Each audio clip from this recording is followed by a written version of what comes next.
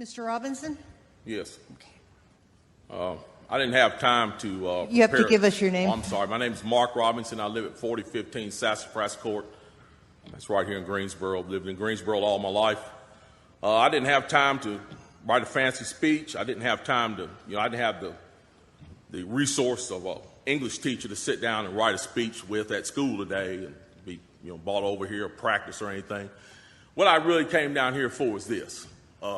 I've heard a whole lot of people in here talking tonight about this group and that group and domestic violence and blacks, these minorities and that minority. What I want to know is, when are you all going to start standing up for the majority? And here's who the majority is. I'm the majority. I'm a law-abiding citizen who's never shot anybody, never committed a serious crime, never committed a felony. I've never done anything like that.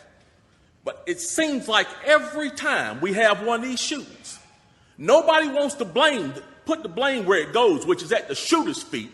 You want to put it at my feet. You want to turn around and restrict my right, constitutional right that's spelled out in black and white.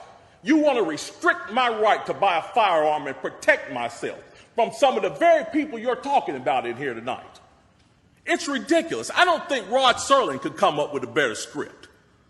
It does not make any sense. The law-abiding citizens of this community and many communities around this country, we're the first ones taxed and the last ones considered and the first ones punished when things like this happens, because our rights are the ones that are being taken away.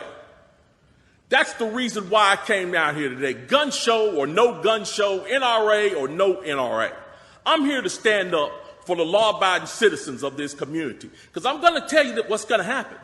You can take the guns away from us all you want to. You all write a law, I follow the law, I'll bring my guns down here, I'll turn them in. But here's what's going to happen. The Crips and the Bloods on the other side of town, they're not going to turn their guns in. They're going to hold on to them. And what's going to happen when you have to send the police down there to go take them? The police can barely enforce the law as it is. As what I see, we demonize the police, criminalize and vilify the police, and we make the criminals into victims. And we're talking about restricting guns? How are you going to do that? How are you going to do that when the police department's already hamstrung? You're not going to be able to go down here and take these guns from these criminals. So the criminals are going to hold on to their guns. They're still going to have them. They're still going to break in my house, and they're still going to shoot me with them. And guess who's going to be the one that suffers? It's going to be me. Well, I'm here to tell you tonight, it is not going to happen without a fight. And when I say fight, I don't mean shots fired. I don't mean fist thrown. I mean I'm going to come down here to this city council and raise hell just like these loonies from the left do until you listen to the majority of the people in this city. And I am the majority.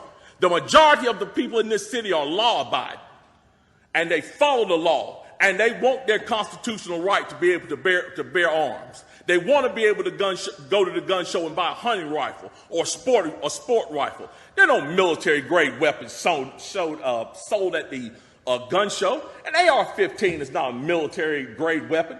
Anybody that would go into combat with an AR-15 is a fool. It's a semi-automatic .22 rifle. You'd be killed in 15 minutes in combat with that thing. So we need to dispel all these myths, and we need to drop all this division that we got going on here. Because the bottom line is, when that Second Amendment was written, whether the framers liked it or not, they wrote it for everybody. And I am everybody. And the law-abiding citizens of this city are everybody. And we want our rights, and we want to keep our rights. And by God, we're going to keep them, come hell or high water.